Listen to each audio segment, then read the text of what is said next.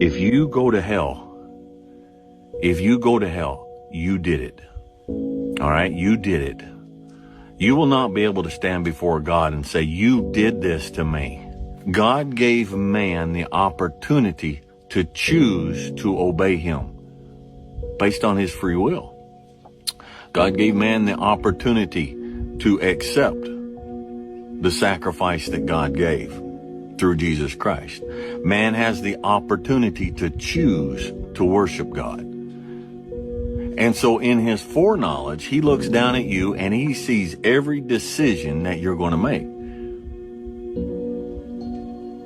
And so there comes a point where in the future, you're going to make this decision and you're going to choose to accept Jesus Christ. He sees that beforehand. That's foreknowledge. So according to his foreknowledge of the choice that you're going to freely make, he predestines you. That one's going to get saved. I'm predestining. I'm elect. He is the elect. According to my foreknowledge of the choice that he makes out of his own free will. God is not bound by time. We're in time. We have a past, we have a present, we have a future. God is outside of all of that.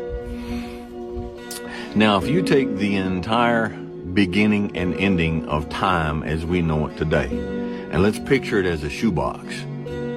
God is not in that shoebox. We are. Our grandfathers are. Our great-grandfathers are. Our children, our grandchildren, until Jesus comes back and we are all ushered into eternity. We're in that shoebox of time. It's contained. It has a beginning and it has an end. God's not in that shoebox. He's outside of that shoebox. So before time began, he could move around that shoebox and look down in it and see me. And with his foreknowledge, because he could see everything that was going to happen throughout time before time even came into existence, according to his foreknowledge, he elected me. Foreknowledge of what? Foreknowledge of the choices that I would make based on the free will that he gave me. People say, Dwayne, you can't have predestination and a free will. Of course you can. Of course you can. Of course you can. The reason for the tree of knowledge of good and evil in the garden, people say, Dwayne, why did he do that? Because we have a free will. Because if we don't have a choice, then it's not love, and it's not worship, and it's not service, and it's not obedience. If you don't have a choice to disobey, if you're never given a choice, then there is no such thing as obedience.